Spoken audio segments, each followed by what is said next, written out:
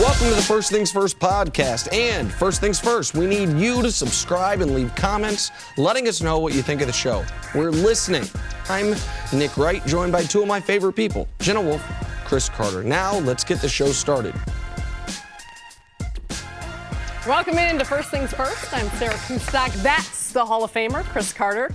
And Nick Wright. Guys, how was your weekend? How was the All-Star weekend? It was great. It's great to be back, CC. I missed you. Sarah, it's great to work with you. Thanks for having me. Absolutely. Welcome to First Things First. Thank you. Welcome to you. Thank you, CC. Welcome back. Well, Nick has been gone. I've been gone. Try to let her get a welcome. We're not talking to you. I was about to thank you for holding it down last week, and it's wonderful to see you, Sarah. What, Chris? I did not even make it through the first minute. Last week, Sarah, I did not raise my voice. Nick called me yesterday. Said, "How was last week?" I said, "I did not raise my voice all week." Like no one was challenging you. It's just Hall of Famer. It's in the first minute, and I still have to raise my voice because he can't give the proper greeting. So welcome to First Things First. Thank you. I am thrilled to be here. Thank Great you to so see you much. guys. And if people don't know Sarah, if you don't live in the Northeast, not familiar with the Yes Network, a truly brilliant basketball analyst, and I know that's not the exact role you're playing right now, but you can play a bunch of them, so we're really pleased to have you. Thank you, Nick. Absolutely. I appreciate it. An all-star lineup. Yeah, there you go. You guys are all-stars. So speaking of all-star, the new all-star game format,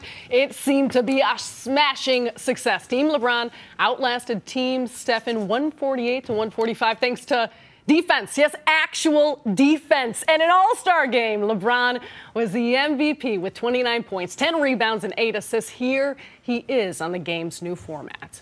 I think the format was great. I think the fans did a great job of reacting to it in a very positive way.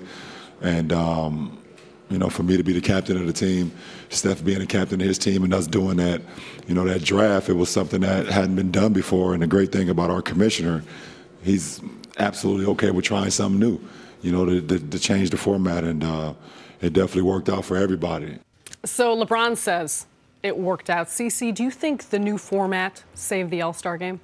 I think it was very exciting. Now, the All-Star game, the All-Star weekend, which it's grown to, has been entertaining, but the game has kind of been anticlimactic with the three-point shooting, the dunk contest, the rising stars, some of these other things that we enjoy seeing. But now, at the end of it, to me, it is the best all-star game going collectively because of the number of events and of the legends that you're able to see, the different programming they have surrounding the game. But we like to see competition. And the format, it made it more competitive. You could see early in the game that it was going to be different by the number of fouls that were being called. Like Kevin Durant and LeBron, they were actually playing some defense early. So I do like it because in the end, I believe that the players, and more importantly, the fans, were rewarded with the best basketball players in the world playing in an exhibition all-star game, but it being competitive. You could see their skill level. You could see their love for the game. But, no one wants to see things that aren't competitive, things that kind of are fixed. So I think it was very, very good. For me, it's been a longtime NBA fan. I believe that they got it right. And just listen carefully what LeBron said. They do have a commissioner that is right now, he is willing to tinker with something that has become part of the mainstream as far as sports. The overall popularity of the game is growing. So the commissioner, I like it, Nick, that he is tinkering with it a little bit. But it all starts from the top, the commissioner into who the captains were. And that's what made this a success. And it wasn't just yes, I think this was a huge success, but it wasn't just the picking of the teams.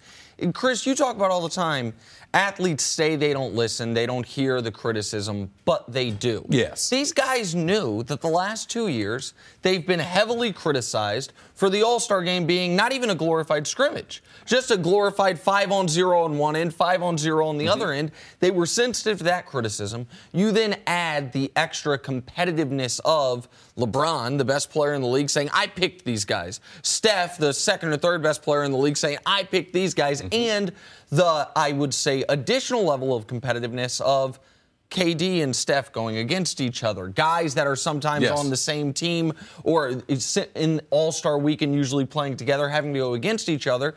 And you saw what was a great basketball game. Compelling finish. Cece, you'll laugh at me. I, of course, looked at the spread and the over-under for the game. So the over-under before the game was over 300. It was 333. A minute and a half in, the live betting, it had adjusted down 15 points. 15 points a minute in. Not because they're like, oh, it's not pacing to score, but it was obvious to everyone, oh, they're going to play defense. They're going to try on both ends. You saw Durant guarding guys out above the three-point line. Yes. And you could tell we were going to get a real basketball game. And whenever Team Steph started to pull ahead, Team LeBron went on a run to keep it close, which allowed us to see that great finish. Was that predicated on LeBron setting the tone? Do you think it started with him and the mentality that he took entering the game? Well, I'm just not going to give it to LeBron. It's so easy to give LeBron credit, but Steph on the other side, the buy-in, the communication about the draft. And I'm sure right from the beginning, Steph knew that it was for real because LeBron did the right. He took KD. So that they had the 1 and 2 best players in the world versus whoever Steph was going to select. So I think it's a combination of the leadership that we have in the NBA. Steph is responsible. He knows. He's been around the NBA with his dad being an NBA player, that he knows this is very important, and LeBron. So I just think where we are is for what our superstars think.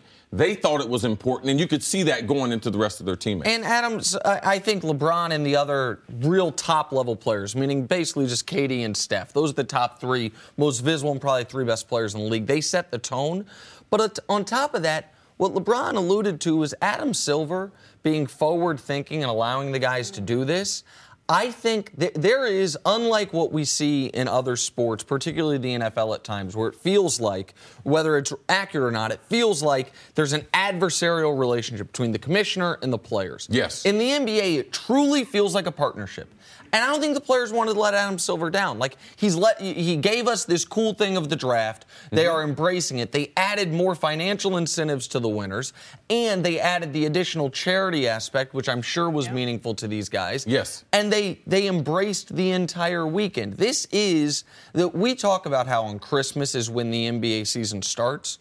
That's true to an extent. But All-Star Weekend is when the NBA season takes the attention from the rest of the sports world, because football dominates the conversation up to the Super Bowl and really the week after. And so now this is the key point of when the NBA becomes the dominant discussion point, aside from a few weeks of March Madness, for the next few months. And I think got off to an outstanding start. We know there was so much dialogue heading into the game about televising the draft, the decision not to do it this year.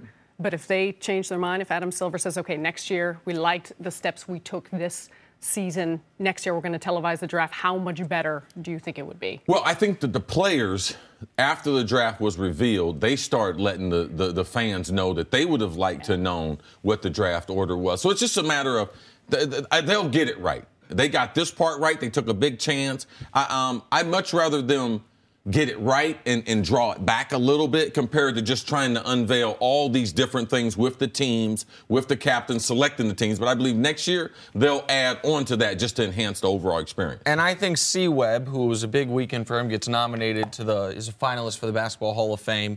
He mentioned, I think it was him on the broadcast, of a way they can do it, which I think would be great. So Sunday night's the game, obviously. Saturday night's the three-point and the dunk contest. Friday night, when I think they have the celebrity game, if on Friday night you also had all 24 guys, 24 jerseys for each different team, mid-court, maybe halftime of the celebrity game, something like that, and you have Steph and LeBron or whoever the 2 vote-getters are, draft their teams like that with the guys there. Go pick up your jersey like you do basically on street ball. That would be outstanding. And also that would help out from the injury standpoint, because LeBron, he drafted a lot of guys that end up getting hurt. Right. Then you have a more up-to-date roster. But it's also very impressive that LeBron and KD could take even the backups. Because the backups of the best players in the world are still the best players in the world. So it was very entertaining. With that being said, was there any game within the game that you enjoyed seeing LeBron and Kyrie together and Embiid going against Westbrook? Was there any relationships you enjoyed most? We saw LeBron Nick and Kyrie. is petty like this. I'm sure he has a couple of them. I'm actually going to do a basketball thing. We saw LeBron and Kyrie laughing about something uproarious. I mean, it was as hard as I've ever seen 2 human beings laugh on the sideline. We saw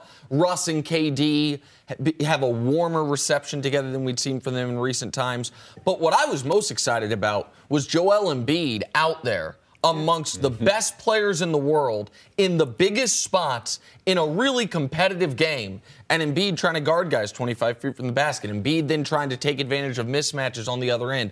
I thought while LeBron's going to get the headlines from this weekend, and justifiably, and then the final play where he and KD stuff Steph, I thought Joel Embiid, his star, which is already shining brightly, I thought he really excelled on this stage. I was happy to see that. I think also Durant and LeBron and Steph, it being like it was the NBA compared the East versus the West, that kind of bitterness that people kind of wanted to make with the rivalry was kind of a way. We were just looking at the best players in the NBA, and irregardless of East or West, it was about the storylines of the guys that have accomplished the most at the midway break, and it gives us tremendous momentum coming down the stretch, the third of the season. I'm sure that you're looking forward to. And it was the LeBron and KD, the two best players in the world. They had the Uber thing throughout the week that obviously made the news for other reasons.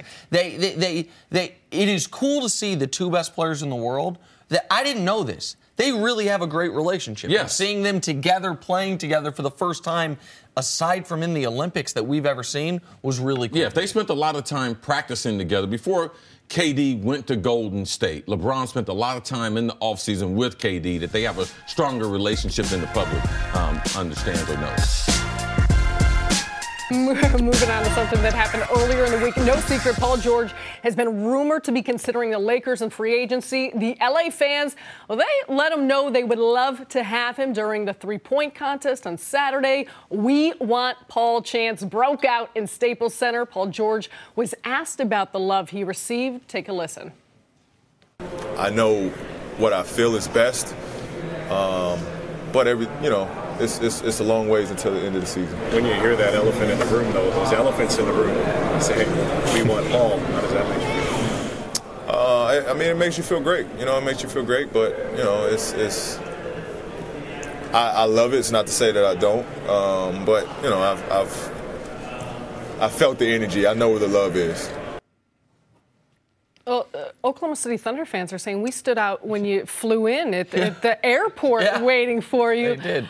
Nick, what do the Thunder need to do to keep Paul George?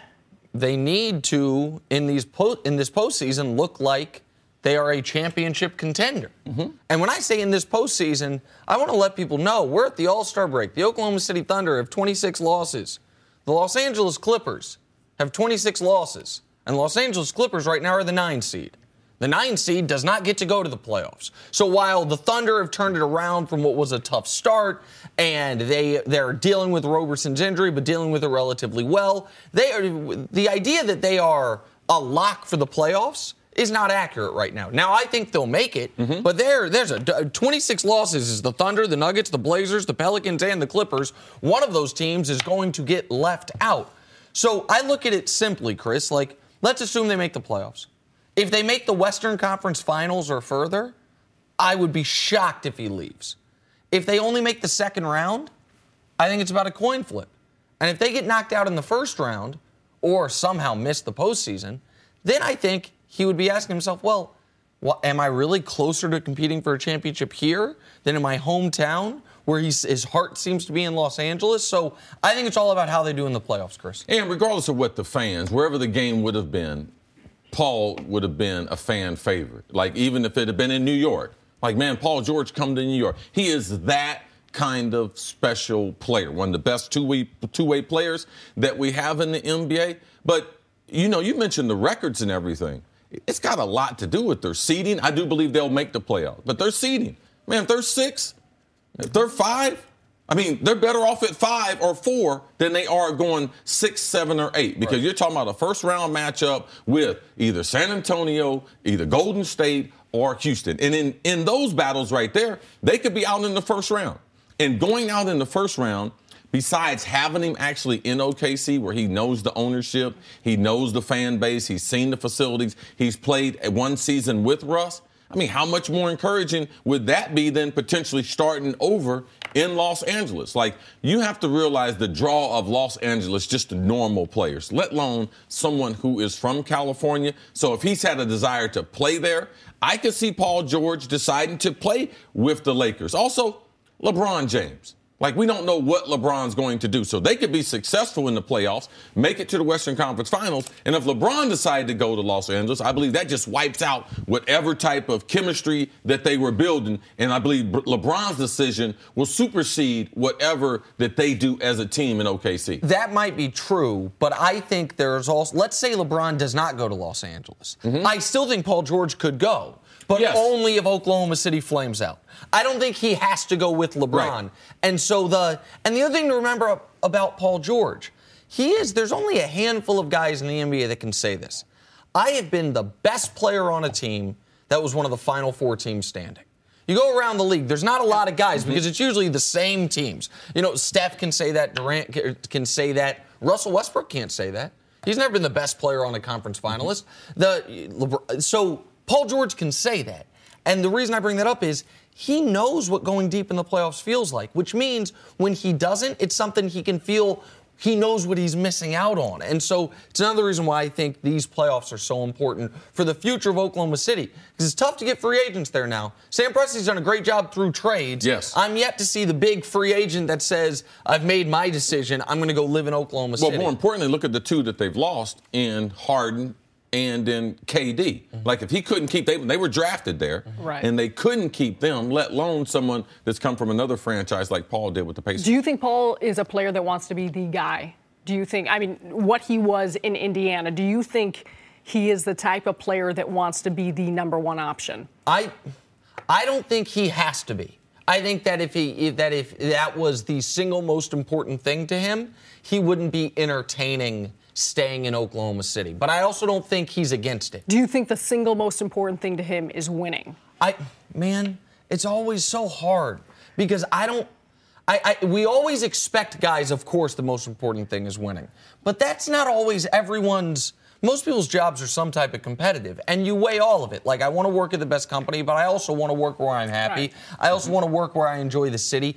I think winning, I couldn't see Paul George going to any non-contender except for one in his hometown of Los Angeles. Like, you know what I mean? I think winning is very important to him. I don't think it's the only math he has to do, though. Right, and I think with the history that he had in the East, with the Pacers going against LeBron, I think winning is important to him because how he fared in those games, he knows it's about talent. And it's not about people questioning his talent. People think he's one of the top 10 basketball players, 15 basketball players in the world. So how do I win because we know he's going to win contract-wise. He's not a really, really big brand. He's not a guy looking to sell shoes and everything. So now it's based on what he does on the court. And he's very, very competitive. Every time he's faced against LeBron, he stepped up to the challenge. So I'm sure that he wants to be part of a solution that's able to unseat Golden State. And I'm going to bring up a team, not that he could go to, but that could play a big role in this. It's the Minnesota Timberwolves. The Timberwolves right now are the 4 seed. Right now, the Thunder are the 5 seed. So that's who they would face in the first round. If you're in Oklahoma City and you get to round 2 and you lose to the Warriors, I think you say, okay, like, you know what? Everyone might lose to the Warriors this year. Everyone lost to them last year. We are still close. If you lose even to the Rockets or even to Popovich and the Spurs when Kawhi's back, maybe you can say, all right, you know what? A few tweaks here. Roberson back next year. We can be better.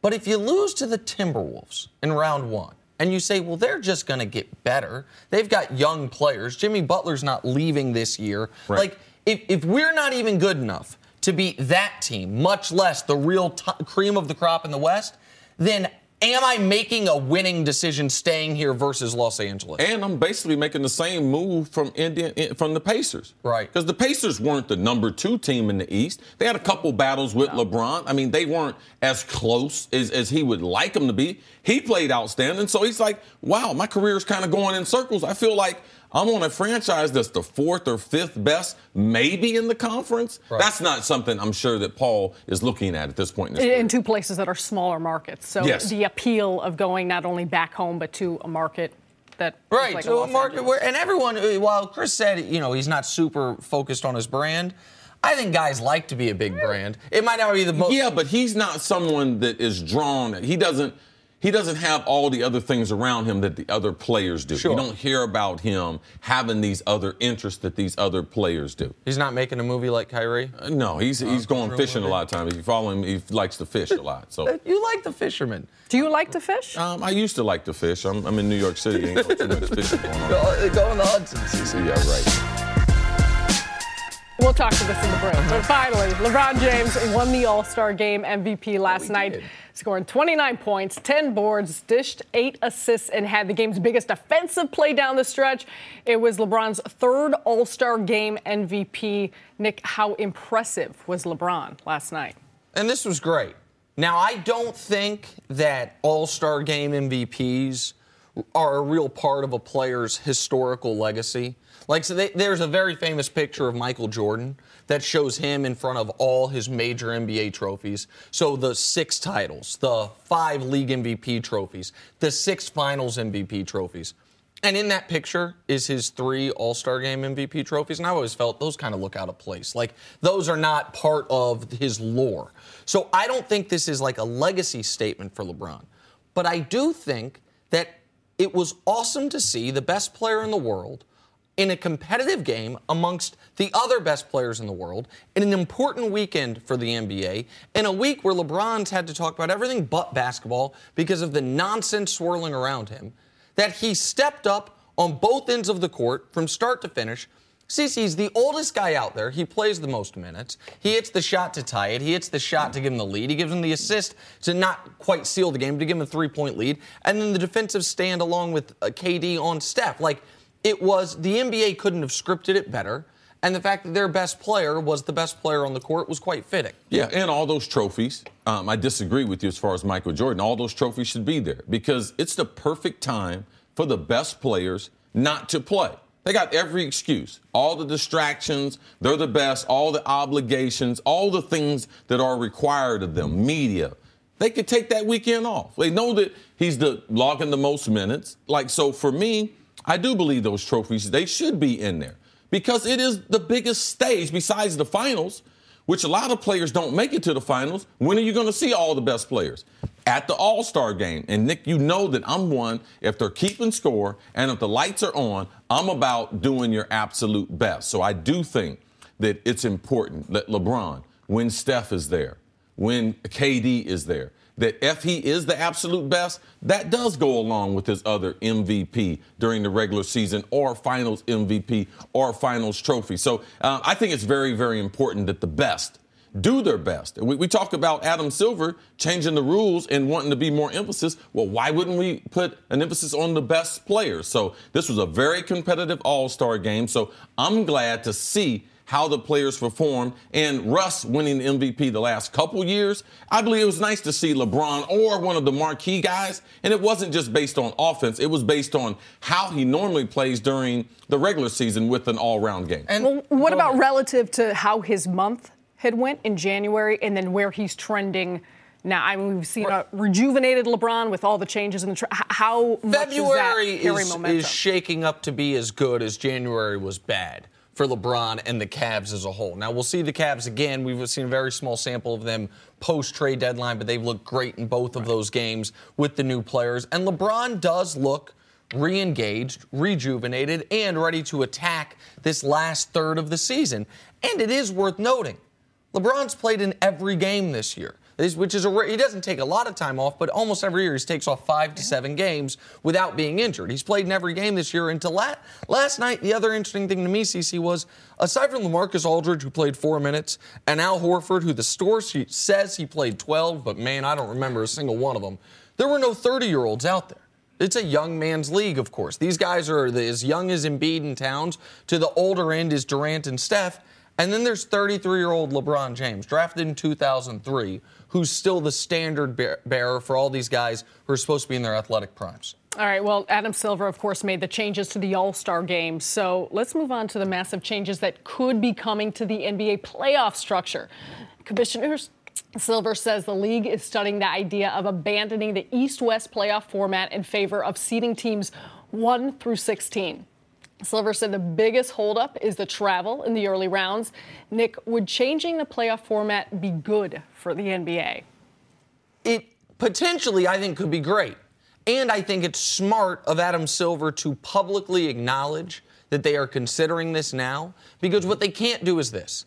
They can't wait and see if LeBron goes west and then be like, oh, guys, by the way, we're changing the rules. Like, you have to at least have it in the hopper ahead of time. And Daryl Morey was on Twitter this week in the Rockets GM saying the NBA is considering more drastic changes than even the ones that Adam Silver has laid out specifically. More things that I think would be more shocking, up to and including having seeds 1 through 14 be in the playoffs and then a tournament for those final 2 playoff seeds to kind of dissuade teams from tanking. There are some ideas that I have as far as how they could tweak it. But I do like the idea of you get the best 16 teams, regardless of conference. And if you're worried about travel, you can, depending on the distance between teams, either do a 2-3-2 or a 2-2-1-1-1 format, which can minimize the travel.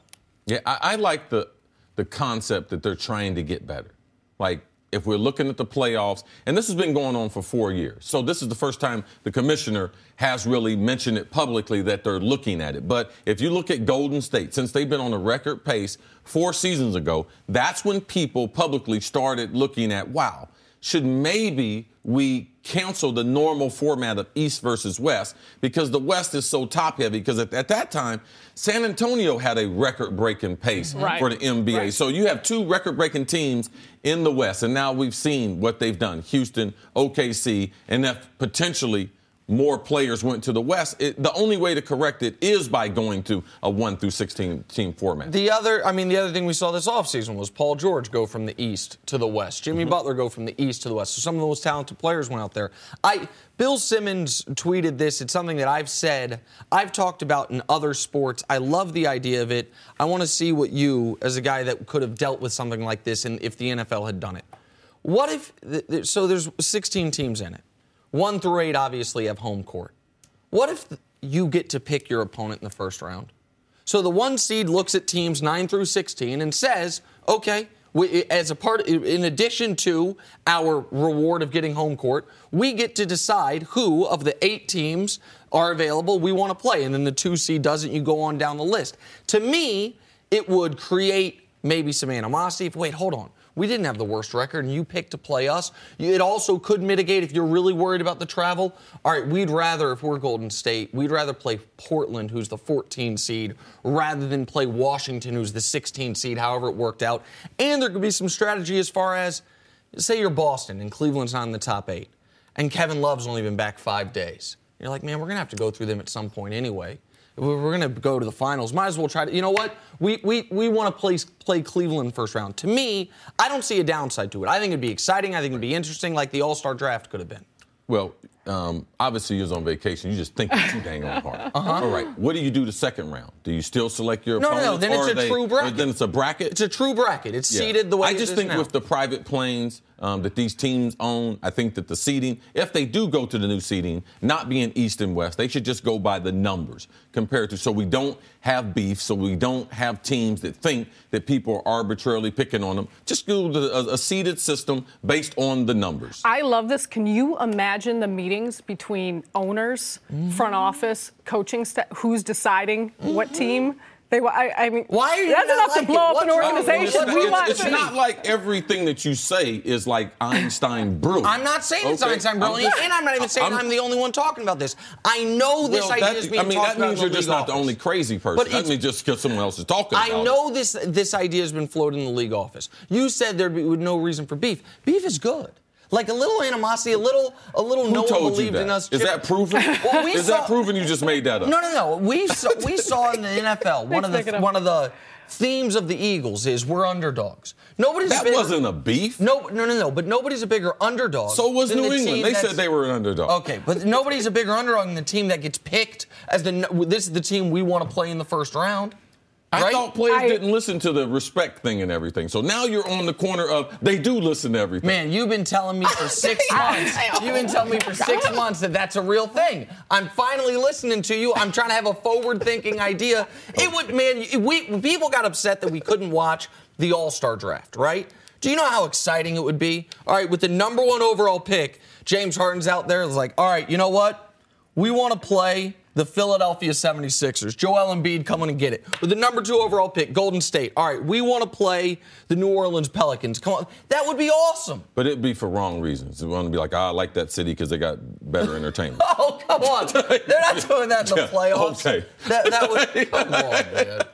What about just the traditionalist view of it? Because I think originally, because Adam Silver, and it's all ideas and speculation, it would still be the top 8 from the West and the top 8 from the East. But then you got the records in play, right? So the one top, group, I mean, I think they're looking at all of it. So the Yes. top overall. One But what group, about, I think do you think it takes away all of these changes and advancements in the game? Do you think it takes away from the traditional view of how playoffs are run and the format of the playoffs? No, I think that people will adjust because if you look at the way it is, we want to see the best basketball. And if we're just formulating a new format just to get the best teams on the court, like I think people will adjust to that. I don't think that there's as much East as there is West. There's not as much Lakers, Celtics as we're used to seeing. So I believe that we'll develop new rivalries. And if one conference is easier, then the case, they can't make the case that, wow, their record, they're playing easier teams. So they had a worse record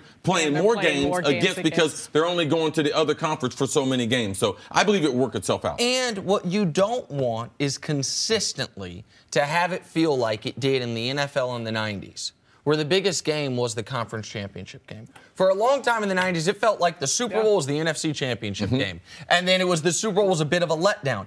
If LeBron goes to the Rockets or the Spurs and you don't reseed it, you will have the top 6 players in the league all in one conference. 9 of the top 11 all in one conference. Like, you've got to account for that. And I think that's one of the things they're trying to at least consider.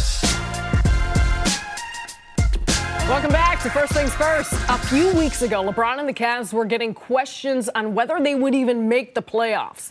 Now, with a retooled roster, they are overwhelming Vegas favorites to come out of the East with 5-9 odds. The Raptors are behind them at 3-1, with the Celtics at 4-1. CC, what has to happen for the Cavs not to win the East?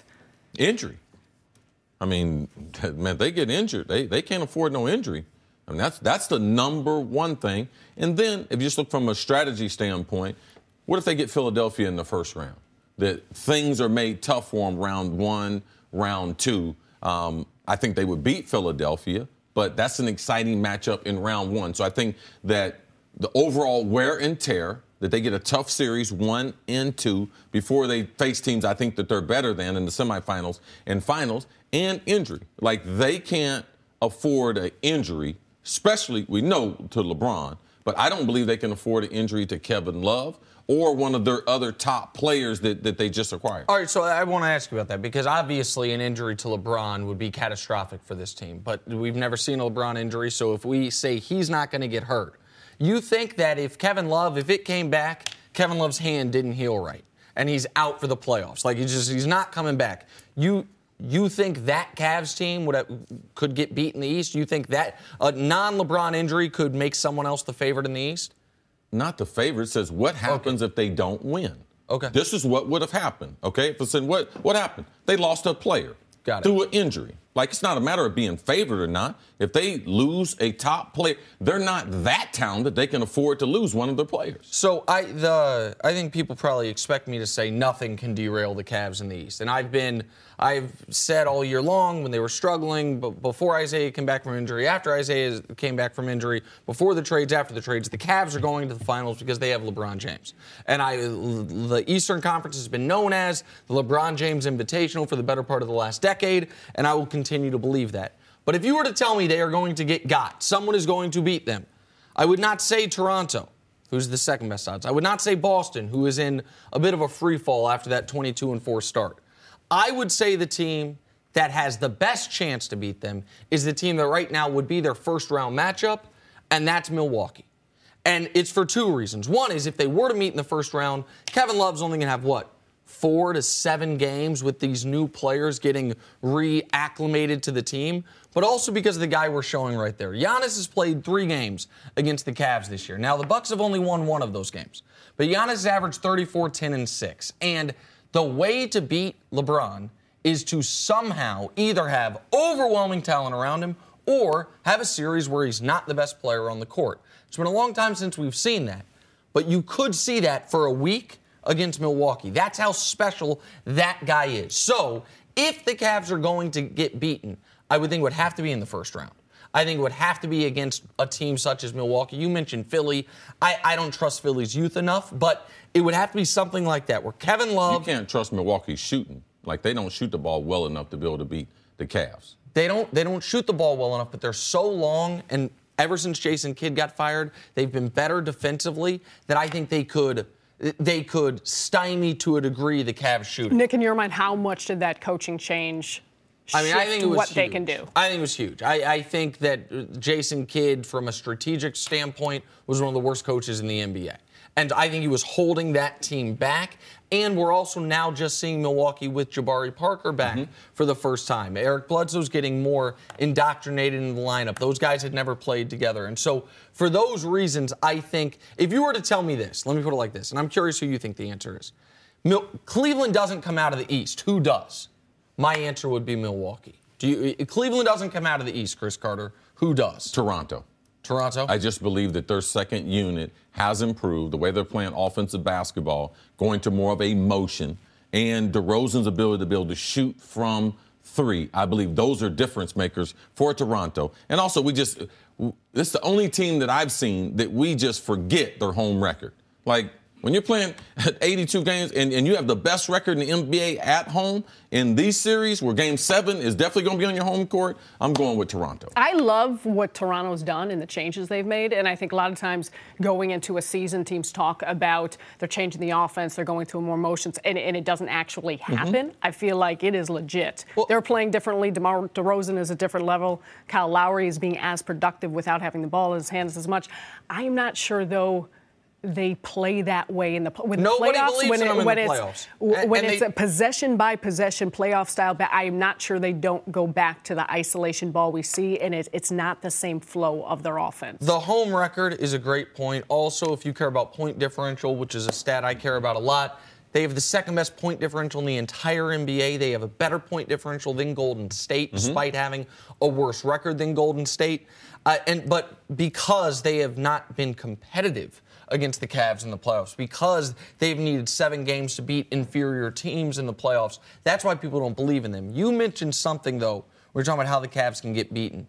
If a team is going to beat them, assuming it's not in the first round, they are going to need help from the team the Cavs play in the round before. One of the reasons LeBron's been able to play 42 to 44 minutes a game in the playoffs since he's come back to Cleveland is in the 3 years he's been there prior to this year, they've never played more than 2 games over the minimum in the Eastern Conference. Yes. Every year they've swept 2 of their 4 series, and then the other series either gone 5 or 6. So you have enormous amounts of rest between series. You also never play back-to-backs. So, yeah, I mean, if a team could force the Cavs to go 7 in round 1, and LeBron maybe can't play 44 minutes a game in round 2, that's another method in order to beat them. Are we underrating how easy it will be for Kevin Love to reacclimate himself with the new guys, with the team, and also play like he moved to that center spot, whether he's playing the 4 or the 5. I don't think Kevin Love loves playing at the center. I don't think he loves to get banged around in the inside, and that's a lineup they're going to use a lot. Do you think it's going to take more to get him readjusted with this new roster? I think it's actually a break for Kevin, because if he is going to play the 5, which they are a better team with LeBron at the 4. Absolutely. But he's only got to play an abbreviated season. Now, he didn't like playing a whole season that way, but when you talk about a series, or, Kevin, this is the way you're going to get your second ring, all right? Like, you got to play. And the playoff games are totally different. You mentioned the rest that you have in between. So he's not getting isolated as much on a 5. But in these series, man, I'm sure Kevin Love would love to take on all of the 5s in the Eastern Conference. Bring them right out to the 3-point line, yo-yo them back and forth, to drive them to the bucket. Because that's a great matchup for the Cavaliers. So I believe that the adjustment is easier for Kevin, because Kevin has made the biggest adjustments of anyone on the Cavs in playing with LeBron. And Chris's point about, everyone talks about when Love plays the 5, when they play the Miami Heat, Hassan Whiteside's got such a height advantage. Andre Drummond, Joel Embiid, we know that.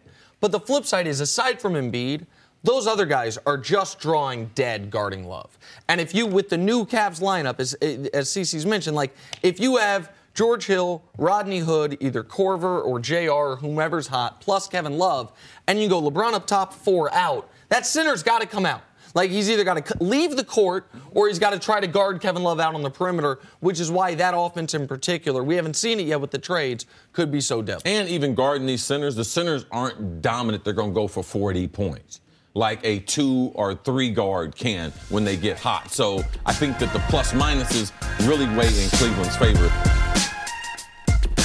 Conference, the Warriors are in unfamiliar territory, second place at the All-Star break. They trailed the Rockets, though, by just a half game. CeCe, can the Rockets legitimately knock off the Warriors? Of course they can. Nick and I, last week, about 10 days ago, we went to Brooklyn, your stomping grounds, to watch Houston up front. Nick introduced me to the owner and everything there of Houston. So we've been watching Houston under a microscope, Nick and I. Nick used to live in Houston. I'm a huge fan of Chris Paul, so seeing him come over, what would this team be like? And to see them evolve with him, Harden, and Capella, that combination being lethal, it's nice to see Houston. They're more than just a three-point shooting team. If you look at how they break down games in the fourth quarter, you know, whether they did before isolation, Harden's gets fouled, but now they're moving the ball more. I believe that their plan to close out games is better, and their mental makeup is better. They got tougher players.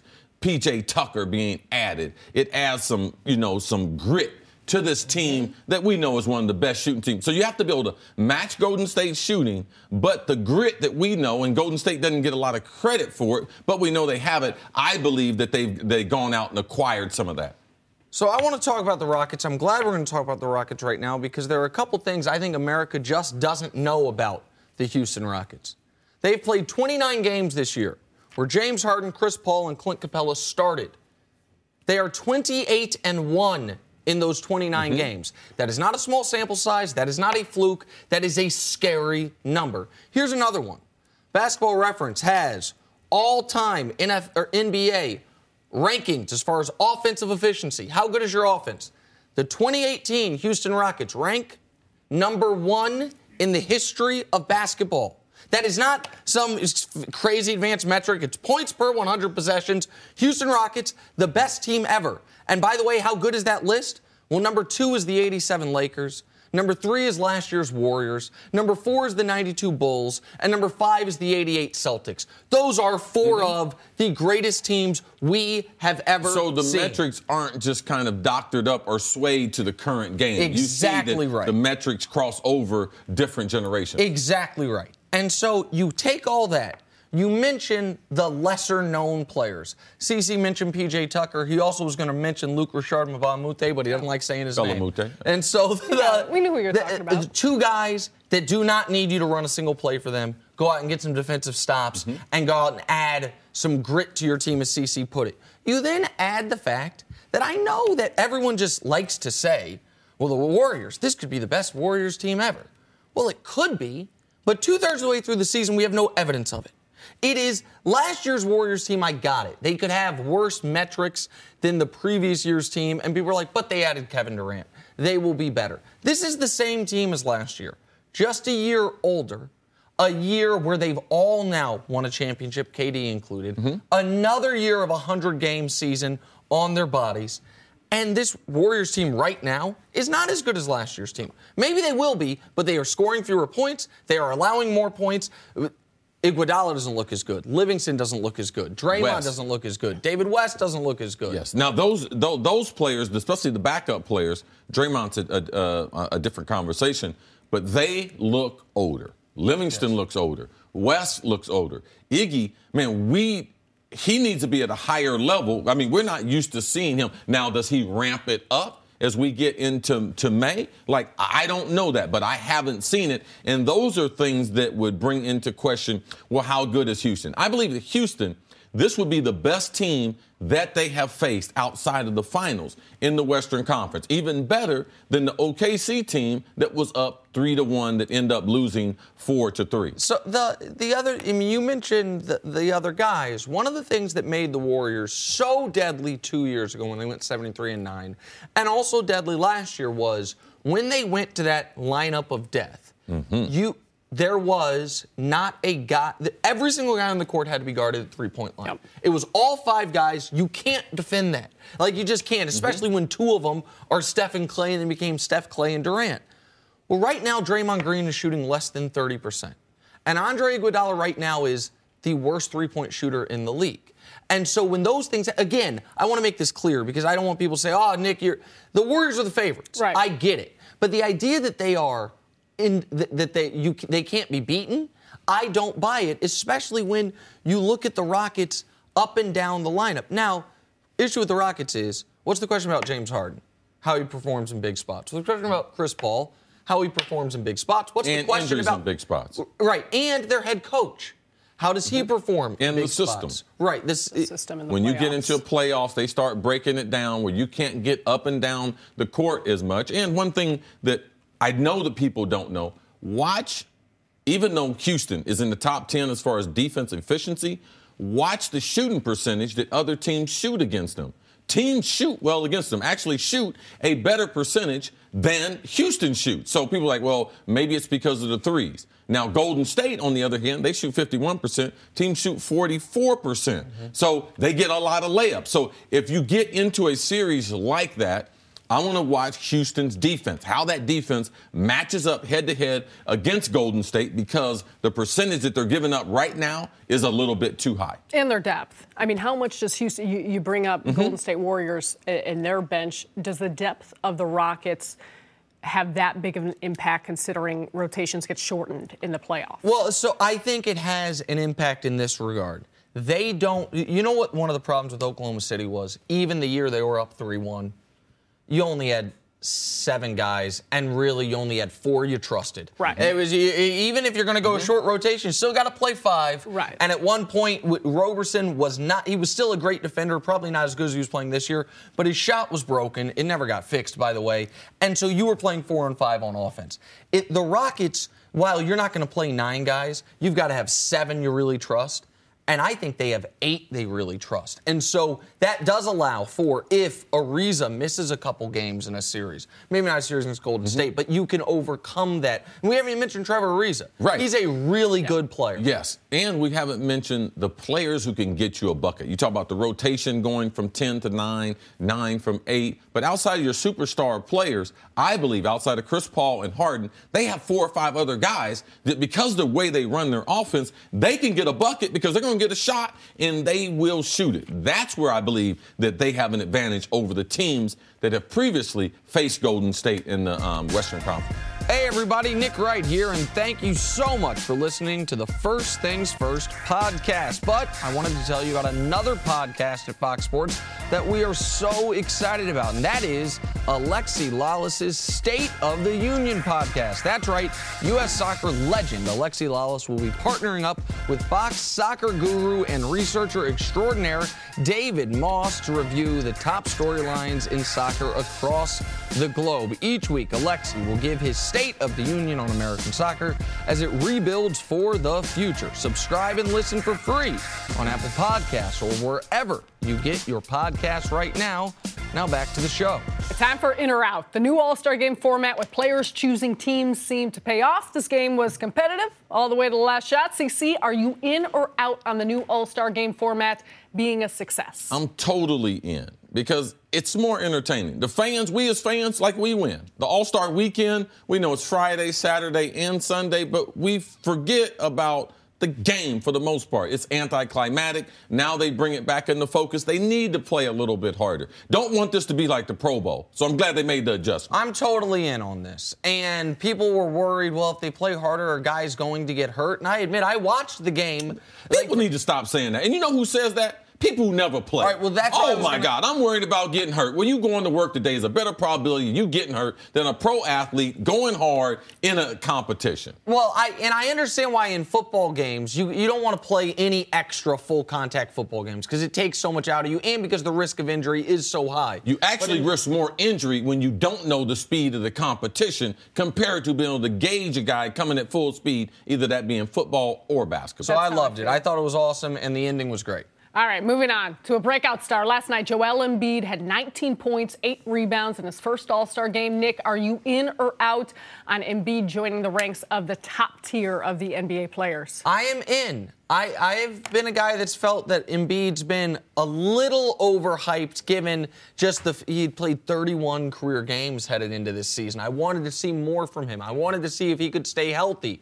Thus far this year, he's stayed healthy. He's been a terror on both ends of the court. And seeing him yesterday when they were trying to, I thought foolishly, get switches out on him. Man, he can guard you out at the top and stay with you to the rim as he did to Paul George, as you see him doing to Russell Westbrook. I thought Embiid was awesome, and seeing him out there against the best of the best, I thought was great. Yeah, he's a tremendous talent. All we could say is, man, he's going to get injured. Or, man, I don't want him to get hurt. Or, man, I wonder what he's going to be like in a full sample size, because that's all we have to go on. But what we've seen, man, he is a brilliant basketball player. He has the skill level, shooting from three-point range. Inside game, has the type of footwork, and has that rare personality where he's going to be able to add something to a telecast or to social media. So he is a breath of fresh air as far as the modern-day athlete. I'm glad to see someone like him who's totally different. CeCe, of all the young guys in the league, 24 and under, I think Giannis is the only one I'd rather have than Embiid.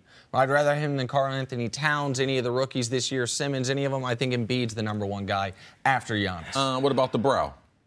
Brow's the year older. Brow's 25 now. So okay, Brow, Giannis, and Embiid if we're going to include Would you go the Giannis Brow? Or yes, Giannis, Brow, Embiid if we're going to include. And I'm going to get him waxed. European wax. We're going to get a national deal. Get that You thing. keep saying that. It's his brand, man. There is no. You know what his brand is? His game. Okay?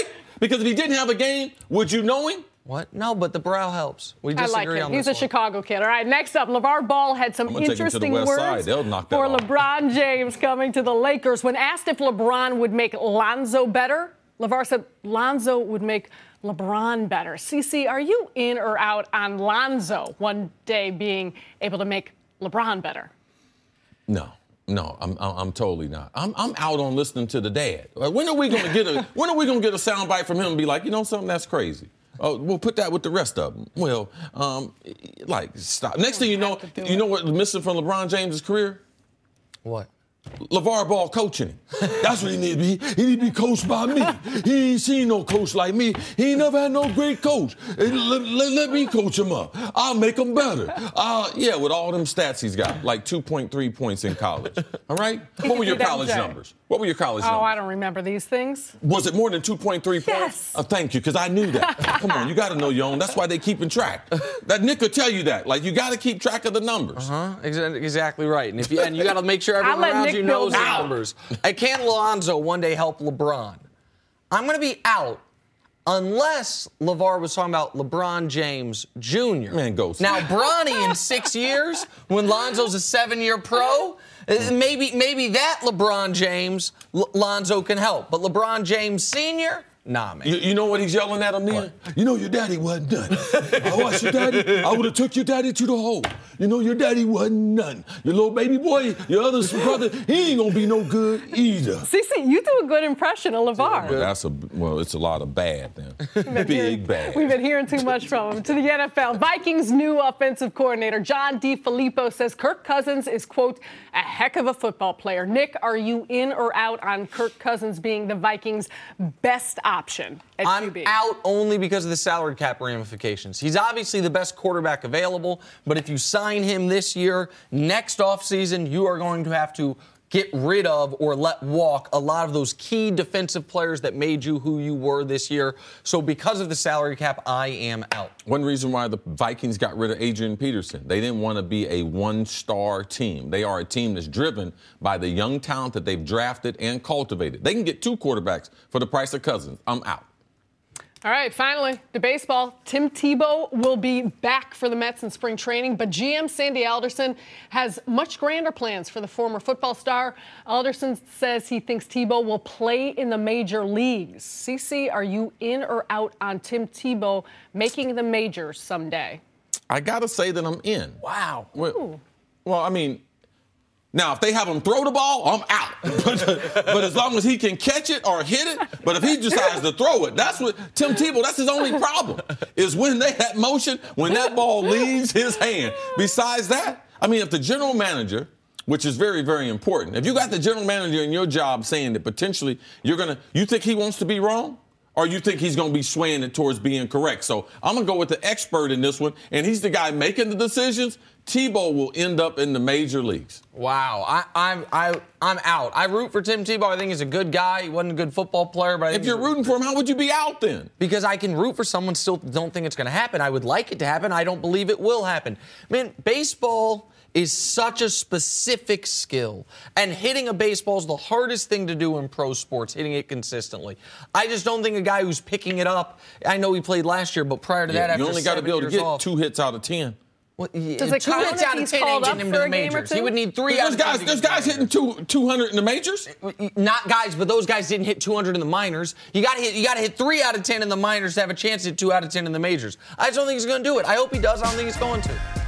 I'm Jenna Wolf, and thank you for listening to the First Things First podcast. Make sure to subscribe and tell your friends, family, and coworkers about the podcast, which, by the way, is available on iTunes and all your favorite podcast apps.